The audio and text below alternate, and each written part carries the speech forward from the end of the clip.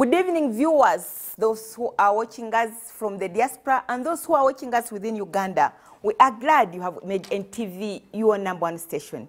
We are also happy that every Saturday you make it a point to watch your favorite program, NTV People's Parliament. It's the only platform that gives wananchi opportunity to speak about issues that affect their everyday life. Of course, this parliament is chaired by none other than your speaker, Agnes Nandutu. We are in Kampala here to discuss a very important topic that does not only affect Kampala but the entire country, and we are talking about taxation. As you are aware, taxation is the only channel on how government can deliver services to the population of Uganda. And tonight we want to discuss the impact of taxes on over-the-top services of the youth. Do our taxes do the work that is expected? Do we have social services? Do we have infrastructure? Do we have drugs in hospitals? Whatever we need. And as you are aware, these taxes affect the youth because they form the biggest part of the population. Welcome, honorable members, to NTV People's Parliament. I can see the youth are here to discuss on how government can use our taxes in a right way. But before I get the ball rolling, may I invite our partners from CR10 to give us a preamble on the impact of taxes on over-the-top services on the youth. Please, honorable member, you have the platform.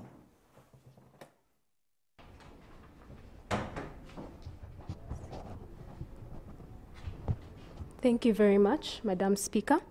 My name is Grace Namugambe, and I work with Siatini Uganda. I'll briefly talk about Siatini. Siatini is a sub-regional NGO, and in full, it's the Southern and Eastern Africa Trade Information and Negotiations Institute. We do work around trade and tax, and specifically, we do a lot of research, capacity building, policy analysis, and advocacy to have fair policies in place that promote sustainable development and improve livelihoods for everyone. Our subject for today is on the impact of mobile money tax and over-the-top services and taxes on over-the-top services on the youth, how the taxes have impacted on the youth, the challenges they've had, say, in terms of making... Have they impacted negatively or positively? That is for the youth to debate on. Yeah. What does your research show? Our research shows that it has not been a very positive impact. Largely, it has been negative. Of course, when it comes to payment of the mobile money tax, we see it's reducing the disposable income that is available for consumption. And when it comes to the OTT tax, it's reducing access to information, and the number of people who are actually using the internet has reduced. So I would like to wish everyone fruitful deliberations, and I hope we can put out our views to have the government listen and probably take them on. So the youth, what is the impact of these taxes, mobile money tax, OTT tax? Please have a voice. You have the platform. Thank you very much, Madam Speaker. My name is Enoch Mark, representing Uganda Christian University. Briefly, I'll give you statistics of what we use the services, the social media and mobile money for. Now, the population that is using these services, I have 69%. 69% of the population, people in Uganda, mostly the youth, use these services for business, sales, and marketing, and that's where I'll drill my discussions. We have about 72% of the youths in Uganda, and they use these services for e-commerce, digital marketing, sending and receiving of documents. We have marketing, mobile money, counseling services, music promotion. However, in my conclusions, I'll talk about its effect and the effects of this taxation, OTT taxation. Now, the first and foremost, we have loss of income. The fact that business people or the youth cannot access most of their customers, since these customers cannot afford the 200 shillings to subscribe to the given services.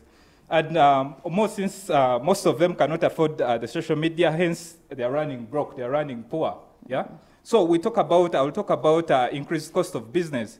prices are getting higher, yet business is getting slow. I'll talk about one has to pay extra money to do business online, and yet they haven't, or they do not have to add. So since you are doing business online, yes, why shouldn't you pay tax? Yes, you pay tax, but then you see this one is increasing the cost of business. You know, you have to add onto this extra money onto the business to operate your business. And yet again, you do not add that 200 shillings to the services that you're providing, given, let me say, the sales that you're providing to the people. Then I'll talk about, last but not least, I'll talk about the delays in conducting business. Due to poor network, at times you have experienced mobile money services. So they have not used the 200 shillings to better the They have internet. not used it anywhere. And I'm waiting for the gentleman from URA. Thank you very much. You are welcome. Maybe before the lady comes in, can I have URA to tell us the accountability of the 200 shillings that the youth are crying over? Please come and speak from here. You know, the noise has not only been made by the youth, but also the elderly. They also cry of the 200 and 1%. Thank you, Madam Speaker. I'm Nicholas Musoke from Uganda Revenue Authority, from the Research and Planning Department, and under the Commissioner General's Office. And I've heard, of course, the concerns of the youth, but they are largely emotional without any iota of evidence. Why mobile money taxation? Why OTT taxation? Because everything we do in URA is based on research. And there is no tax which we implement which is not legal. We are governed by the Article of Parliament, and we implement taxes which are passed by Parliament. So for someone to begin to blame URA for implementing a tax passed by members of Parliament who are representing all of us here is like you are blaming the messenger, the wrong party. For me, all I will do is to account how much I've collected from what has been passed by Parliament. And as URA right now, we can affirm that we have so far had 8.8 billion from OTT. Since the time it started, 8.8 billion has been collected from OTT. In just how many months? In 3 months. By end of September, 8.8 billion has been collected. And for mobile money taxes, 43 billion has been collected for mobile money taxes. There is no country which has developed without taxing its citizens. But the issue is what do you use the money for? Of course, it's the tax that finances development in so the for country. me, let's ask the question, how are we utilizing our money? But let's be involved in developing our country. As citizens of the country and as youth, we should be much involved in how do we develop our country. Right now, we are debt burdened because we're having almost 10 trillion Uganda shillings in debt. And what's causing that? It is the less taxes we are collecting. And who's going to pay that debt is us, the youth. Because the people who are borrowing this money are not as young as we are. So it's us who are going to pay the debt which is being got from abroad because of less taxation. Okay. And right now, the expenditure to GDP is 22%, and the tax to GDP is 14%. There is an 8% gap in revenue collection. Yes, challenges. please. What do you want to inquire? Come on the microphone. Here. He's inquiring from you. Yeah, thank you, Madam Speaker. I would like to inquire, as the URA gentleman, the Honorable, says about that they do research. I want to know what kind of tax category is this mobile money tax or the OTT tax? Okay, mobile money tax and OTT tax falls in the category of indirect taxes, which is excise.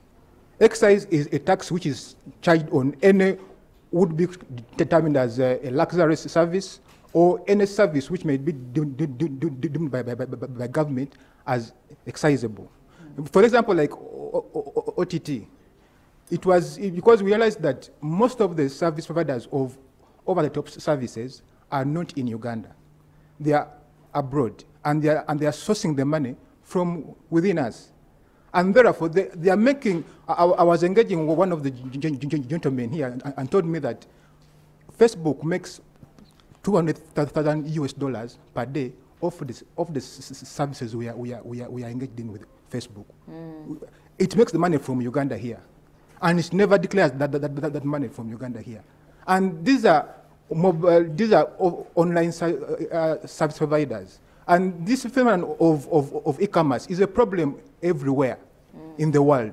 These are, for example, all in the EU, these companies are always in court fighting the EU for taxing them because they are very smart companies. Okay. And given the capacity of URA and the country, we realize that let's first have these hanging fruits.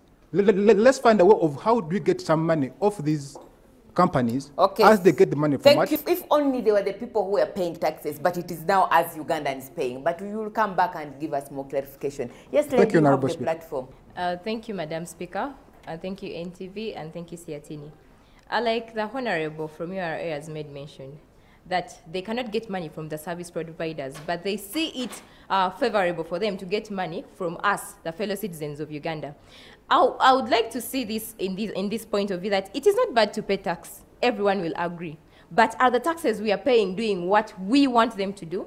Because we will see when we pay tax, we should be in position to see revenue coming in on the side of the government. We should be in position to see redistribution of income happening amongst the people. We should be able to see representation where our money is really doing what we think it should do, and we should see repricing here. But what are we seeing happening? We see that as OTT and mobile money tax is being put on people, or as people are paying the mobile money tax, we see to it that there are certain things that are falling on. What are we talking about here? We see that the time they announced that we are supposed to pay mobile money tax, the number of people who use mobile money reduced. We saw that the mobile money stalls were being closed. That means that the tax that was imposed on people greatly affected the income rates that was coming in for the mobile money services. The question goes back to the government. Is that what they anticipated for the time they were passing out the law? So I really think before the government passes out the law, we have to critically look what is the future effect of the law we are passing out. Are we just looking at it forefront, or are we looking far ahead? So we really have to assess the impact. Yes, much as revenue is getting money, we are happy as Ugandans. What impact are you leaving on the citizens? That question remains unanswered. Are you leaving them poor or richer? Exactly. Thank you so much. Please, 2 minutes. Thank you very much, Madam Speaker. One of the questions that we should be asking ourselves is who is affected by these taxes and who uses these taxes.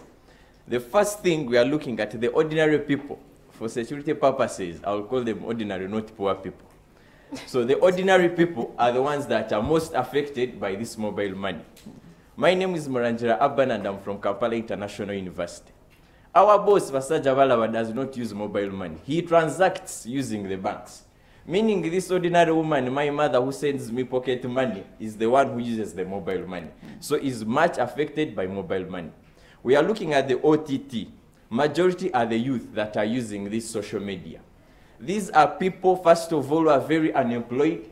These are people with great ideas who are trying to maybe pass out their ideas through social media, and are the ones that are being That are being squeezed by these taxes. During the days of Amin, he chased away the foreigners for one reason. They were milking a cow that they were not feeding. The same thing is happening to today's government. And we are saying taxes is not a bad thing. But first, the problem of Uganda is not revenue. The problem of Uganda is how do you utilize the revenue? Because evidence is there that we have got the money, but how have we used the money that we got? The Bible says, if you can be faithful in small things, God will entrust you with bigger things. If Uganda has failed to manage money, a donation, given to it for people with malaria, given to it for people with HIV/AIDS, and they have the capacity to swindle such money for sick people, now what about the revenue which belongs to them? For us to clap hands, we want to hear that this 48 has built this hospital. Okay. This 48 has done this, not buying bulletproof cars. Okay, so we have to open our eyes and put the powers that need to be accountable for our 8.8 billion from OTT tax and 43 billion from mobile money tax.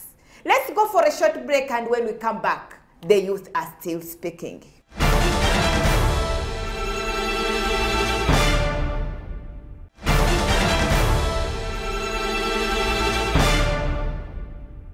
Yes, welcome back. You are still watching NTV People's Parliament, sitting here in Kampala, discussing a very important topic, taxation.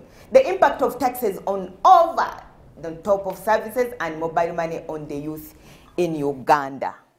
And the youth are speaking. Yes, ma'am. Thank you, Madam Speaker. My name is Lucy Mega Munduru, representing International University of East Africa.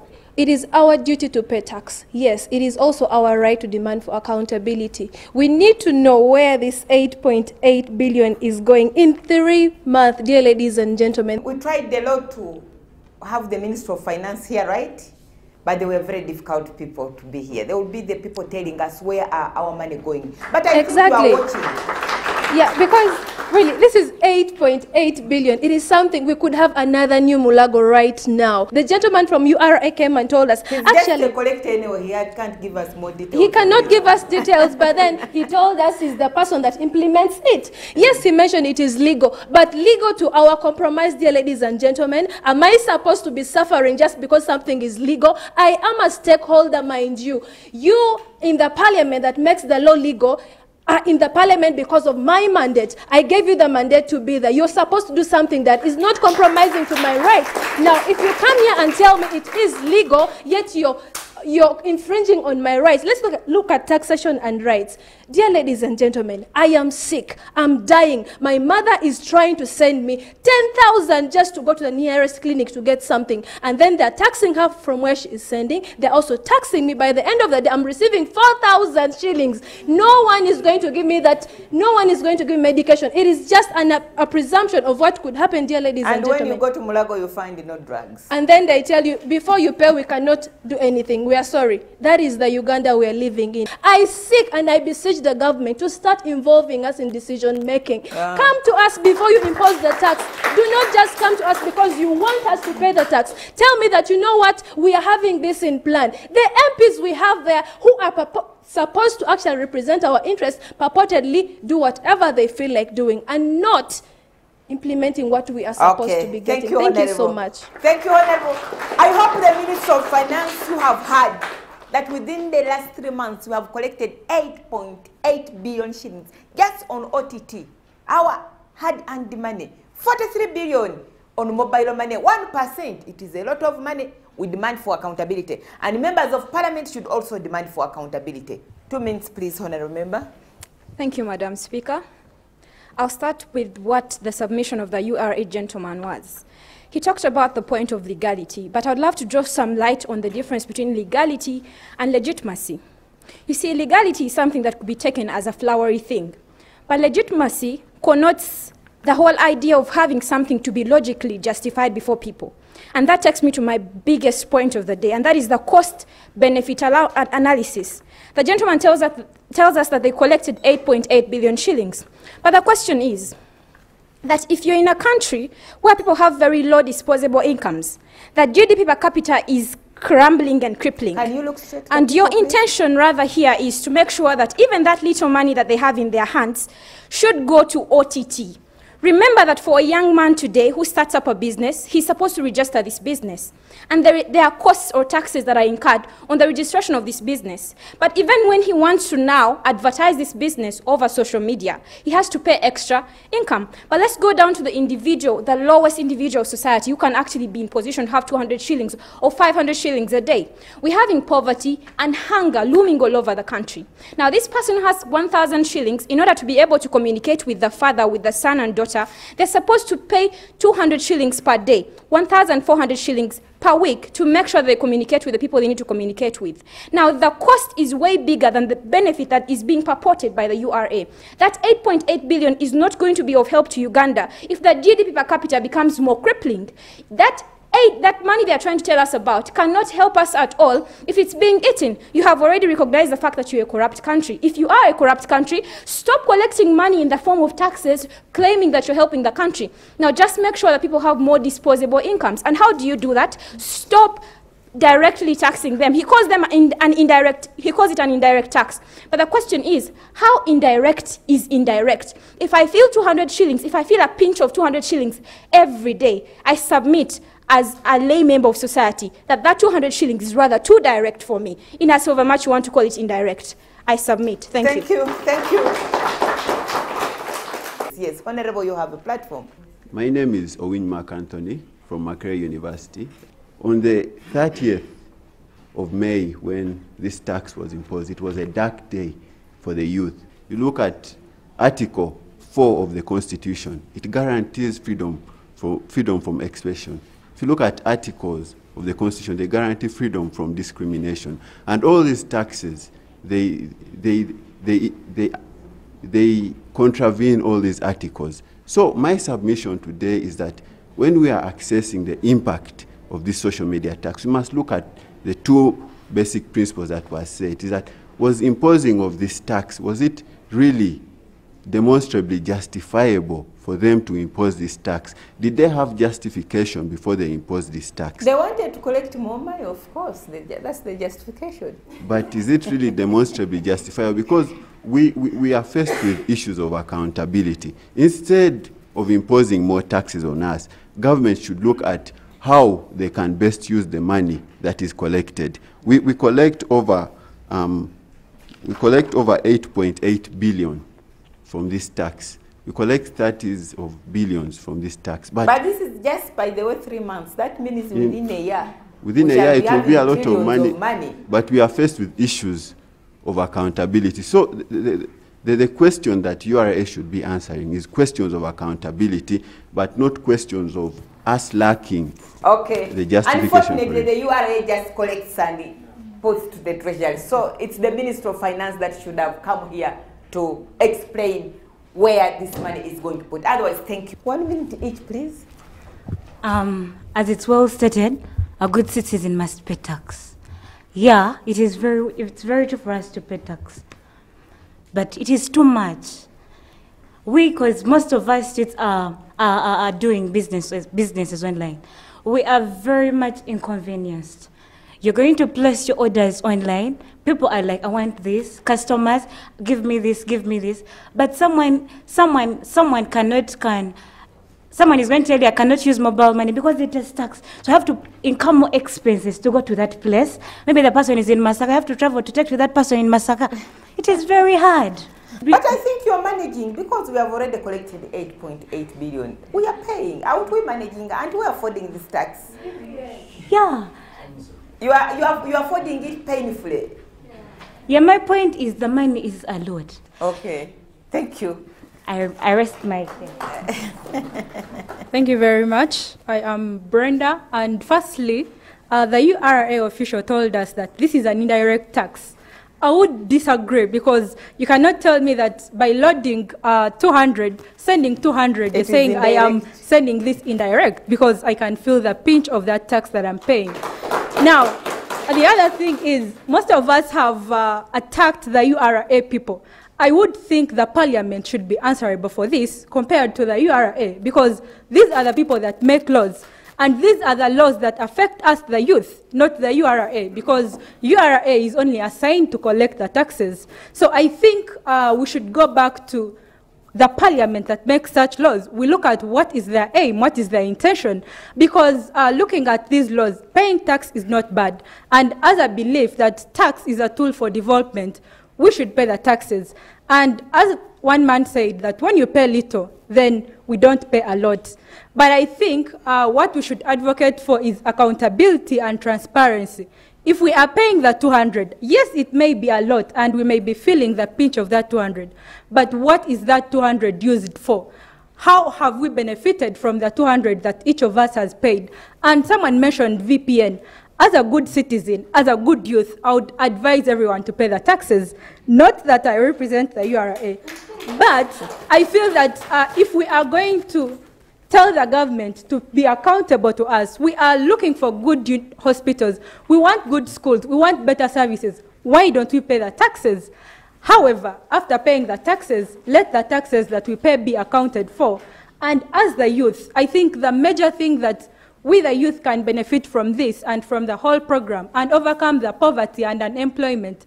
Let us advocate for things like tax incentives. Let the youth be given incentives like the foreigners are given. And after that, we as the youth, we shall be able to develop, and everyone will develop from it, and we shall benefit from the taxes we pay. Thank you very much. Thank you. Thank you, Honorable Speaker. While some of you think it's just a pinch, to some people, this is all they have. A kilo of maize, it is the cost of social media tax. So please, this should just, yeah? We need to set the record straight. To some people, this is all they have, guys, yeah? Then the and to be on social media for a week, he has to sell how many kilograms of? 7 kilograms. So we have now, hunger is coming into the issue. And then, okay.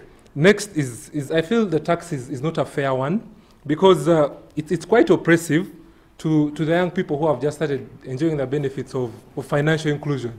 You have marginalized people like the youth, women, and low-income earners. Most of these people do business via mobile money. And so when you increase taxes on these financial transactions, definitely the number of transactions goes down. In a way, you're affecting people's livelihoods. Thank you very much. Thank you. Thank you for being. I'm Honorable Raymond Baguma. I have my brother in Kakumiro district who cannot see. That person can read, he cannot hear, neither can he talk, but he is paying taxes. So he is asking himself, how will he access information when he cannot read, when he cannot talk, neither can he hear, but he can read? Because paying the OTT is becoming a hurdle to him.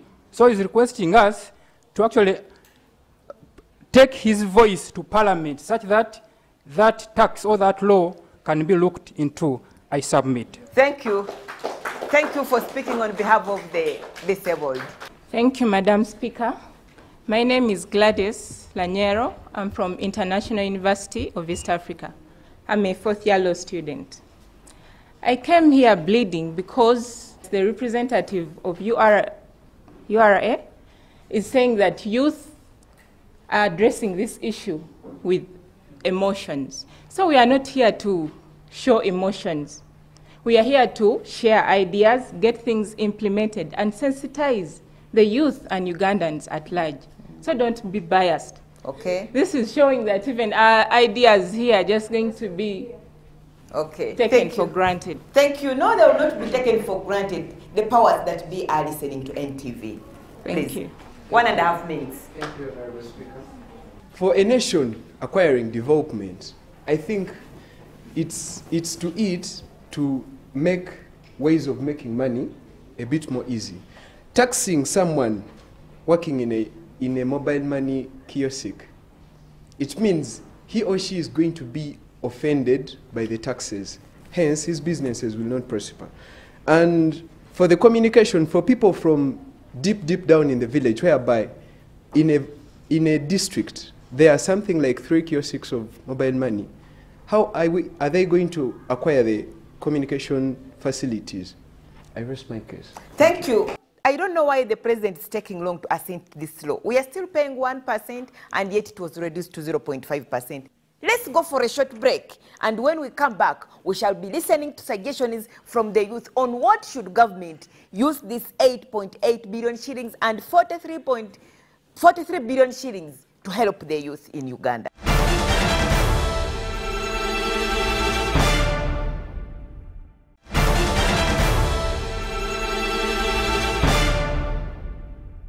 Yes, welcome back. You are still watching your favorite program, NTV People's Parliament, the only platform that gives you opportunity to speak about issues that affect everyday life. Tonight, we are giving the youth opportunity to discuss the OTT tax, the mobile money tax that has really affected their lives for the last 3 months, even though government has realized a lot of money, but they say it has negatively impacted on their lives, it has negatively impacted on their businesses. So what do they think government should do with this money, the hard-earned money that they're pulling out with pain to pay to URA?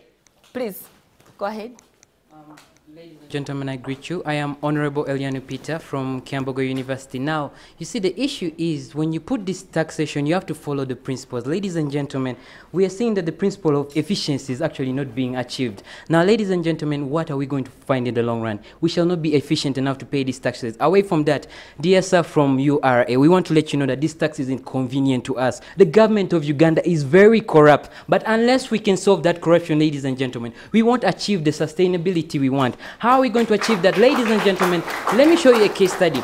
Uganda is ranked 151 out of... So you feel even the money that has been realized will go into individual pockets? Who knows? Who knows, dear judges? Who knows, Madam Speaker? Madam Speaker, I want to let you know that out of 175 countries that are corrupt, Uganda is ranking 151. Where will that money go? Into the pockets, ladies and gentlemen. Corruption should stop. Don't eat our money. You have the platform. Thank you. Thank you, Madam Speaker. Go ahead. Thank you, Madam Honorable Speaker. If you all recall, in the first month, URA presented a report to Parliament saying that they've accounted for 7 billion from the social media tax. Now, my dear ladies and gentlemen, these are 3 months. 7 billion in the first month. So if somebody tells you there is an increase of 1.8 billion, something doesn't add up somewhere. I know I've grown up in Uganda where people are always lying, but dear ladies and gentlemen, let the youth not agree to this. Either someone is lying to us or maybe we're all liars. Thank you. Thank you. I am trying to suggest a way for the government on how they can actually use this money they have collected. We have so many youths outside there, youths who are well organized and who have entrepreneurial skills. But these youths actually lack capital to start business. So I am suggesting that this money they have collected, they can actually use this money and give it to these young youths to start business. And then the other one is a kind of a question. I want to know from this gentleman from URA if there is a platform they have put out there to educate people on these figures, because it's my first time actually to hear 8.8 billion in 3 months. I mean, I am privileged. What about this youth who is in the village is still paying this tax? Do they know that you guys have, URA has collected 8.8 billion? Tell us this figure so that by the time the Minister of Finance comes and starts telling us how they use this money, we have already known the figure URA has actually collected. Thanks. Thank you. I think URA will have had, you go on radios, go in newspapers and inform the entire country that as for now, since we introduced mobile money tax and OTT tax, we have more than 51 billion shillings in our pockets. Okay? Thank you, Madam Speaker. My name is Sawag Depas Raymond from IUIU. First of all, I wish to say thank you to us who pay that tax. I mean, we should clap for ourselves. 8.8 billion in such a period. Thank you so much. But then the question is the money doing the right thing? What can it do now? What can it do? First of all, the president should stop the biasness. I mean, he made a statement that I'm going to introduce a tax that is going to prevent people from gossiping on social media. I mean, and then the finance minister came and said that, no, we want URA to correct the money to boost development, blah, blah, blah. I mean, before you say that, first clean what the kind of tax you're introducing, right? So they have generated a lot of money from Lugambo, actually. Yes, they have. And then the other thing, yes, we pay the tax. Then let the government sensitize us on how they are going to do that. Then the money they collect, first invest money in sensitizing people that, you know what, this is how we are going to collect the money, this is how it's going to help you. Let it work with NGOs. So as like what we are receiving right now, we are getting the services. And then the other thing, have you realized that we pay money to educate most of the students at Makerere University? Have you realized that? And the scholarships, it's our tax. Do you know that? But then, is our money being used? Students are striking. Can you imagine on our money? Yes, they're striking. So, before... Thank you, Honorable. Thank you. Please go ahead. Thank you, Madam Speaker. I personally am a mobile money agent, but I wouldn't mind paying tax. I love paying tax, but it is affecting us youths who are claiming, who have a little capital to begin up a mobile money business, and then they end up taxing the customers who are already biased on using mobile money, and then they tax on the commission we receive from the mobile money. I wouldn't mind, I love paying tax. I cannot oppose the government for bringing taxes, but I want an accountability of where the taxes go. I cannot continue paying tax when I see potholes in Kampala, moreover, the capital city of Uganda. So I want to see, where does the money go? Okay, thank you. Go ahead. I have a brother dealing in mobile money. He has to pay his tuition, but then ever since it was introduced, he has found it hard to get this. Customers are complaining. Commissioning, on his commission, there is what? There is also tax. So let this government of ours hear out our cry. Our hearts are bleeding, seriously. And then they are taxing us. They are not even leaving the government for the youths to be there. Thank you. Thank you. They are using your tax to go and pay old people in public service. I'm by names of Ivan Akankwasa from International University of East Africa. Move closer to the microphone, Honorable. So about this point of how the government should spend the money they are collecting, because I'm imagining this is a lot of money. Just imagine 8.8 billion in 3 months. Let's put it together. It is all more than 51%, including the mobile money tax. Now, I just want to consider just half a year. That is almost 17 point something billion. That's a lot of money. And you find the government is getting that money. They are trying to bring these foreign, you may find they are bringing foreign companies. Instead of putting that money, we have the very companies here. They would have put that money in these very companies. They make sure they develop so that we don't bring out the outside money, in which those outside companies, after they should even build factories for the youth to get jobs. Yes, after they have brought those companies, just imagine after they have completed the tasks, they just move away. They move away with both money and even sometimes they move away with the equipment. That's a bit challenging to our government and the people of Uganda. Thank you. Thank you, Honorable Member. Please, 1 minute, Honorable Member. Thank you, Madam Speaker. I'm Samakula Rajab, representing the Ndeja University. I have following views. Taxes, I wouldn't hesitate to pay taxes, but if they would be doing what I would want, or what we would be wanting. For example, one time I was moving to Murago Hospital. I found an old lady. Yeah? The old lady told me, please, young boy, help me with 200 shillings, I want to buy Panadol. In fact, just Panadol, a mere Panadol for 200 shillings, and we are still paying our taxes, OTT taxes, mobile money taxes. Where are those taxes going? Yeah? If me and you, we can afford that tablet or Panadol or medication. Not all Ugandans can afford. So the government, at least, and MPs, members of parliament, please consider our votes. Thank you. Thank you. Actually, I went one time to Cancer Institute Mulago, and patients are sleeping on the verandas. Why can't they use this money to construct hostels for the cancer patients? I'm called Kore Abdubaru from Chambogo University. On Monday, you had Chambogo striking, and these people are not striking that they love striking or they love tear gas. They are striking over their concern that the internship fees have been increased from 150,000 to 250,000. That's almost 50% increment. And then their Chambogo, you know, they call us the poor students. Yes, we admit. And we being poor, we pay our tuition late. We pay almost nearing to exams. So the university management tried to get a way of soliciting money out of the late paying students, by giving us a surcharge of 50,000 shillings. So from out of a sudden, they come to increase this surcharge to 100%, to 100,000, which is an 100% increment. This is all money, members. So Chambogo has over thousands of students, and they are increasing these monies from out of the blue. If the increment is worthwhile, if the OTT tax is going to mean what we want, as Madam Speaker said, let them use the money to construct factories.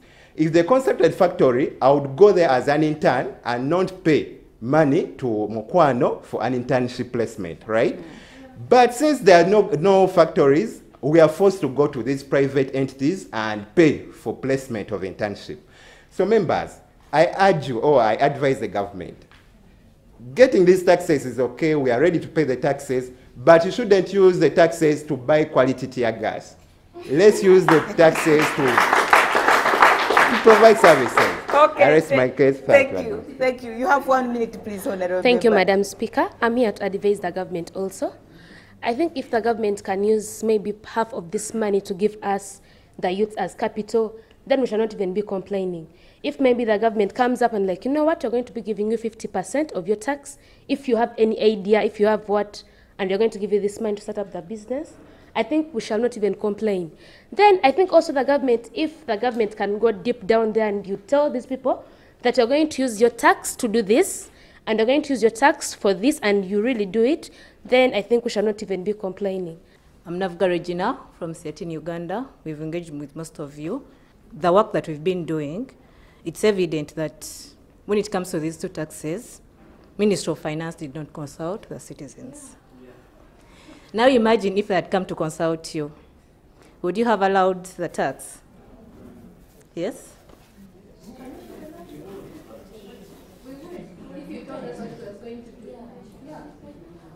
Anyway, that depends. But going forward, what should the youth do? This is what we want you to do, is to continue with this debate. The energy that you've showed us, how I wish you had the same energy to demand for accountability. Don't leave it to a few organizations, yeah, or media platforms.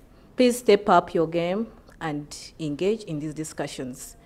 You cannot engage when you're not aware, when you're not informed. Right now, one of the challenges we're having is that we don't have evidence to put to task to government that these taxes are impacting the population negatively. So also CSOs, we are challenging us so that we need to provide evidence. But also you have to bring other stakeholders on board, the youth, yes? And the other issue is we want to continue with this discussion, to continue collaborating with other CSOs. We have a Mid-East Inter-University Tax Justice Network here and other colleagues of ours. And we want to see that we broaden this discussion. But we want to see that taxes are raised in a fair and just way. What are the alternatives? Instead of raising taxes that are impacting negatively on the citizens, government should look at, of course, tax exemptions that are being awarded that are harmful at the end of the day to the multinational companies. Why not address issues that are affecting the informal sector? Why shouldn't you bring border riders, they should be men, border riders on board to pay maybe local service tax? So we need to address all the issues in the legal regime, tax policies, but also broaden the tax base in a fair and just manner. For now, the debate shouldn't end here, but we should continue. Thank you. Thank you, honorable members. I hope the policy makers, hear our voices and do what we have suggested here. Thank you for coming to be part of People's Parliament. Thank you for being active. The powers that be, I think you have heard the voices of the youth. Though they are pulling out their money painfully, but they are happy that you have realized enough money that can better the services in Uganda, that can construct factories, that can make vocational institutions where this youth can benefit from, that can give them loans to begin small businesses. Let me hope the Ministry of Finance, you have heard the voices of the people. Thank you, wherever you are, whether you are watching from the diaspora or within Uganda. Thank you for watching NTV People's Parliament, chaired by your speaker, Agnes Nandutu. And of course, I aspire to inspire Uganda before I expire. With powers conferred upon me as the Speaker of People's Parliament, I adjourn this house until next Saturday.